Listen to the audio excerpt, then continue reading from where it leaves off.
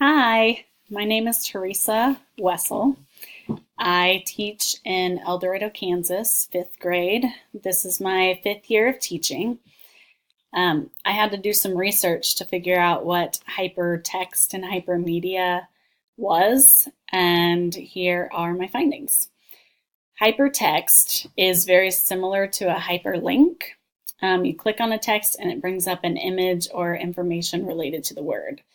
Hypermedia is like hypertext, except that the information can have sound and video with it.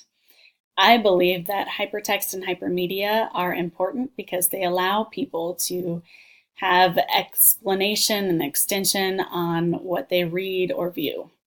However, if people know the information, they don't need to use the extension. So it's not a nuisance, but if someone is confused or doesn't understand, then it can be helpful. Um, so yeah, that's my take on hypertext and hypermedia.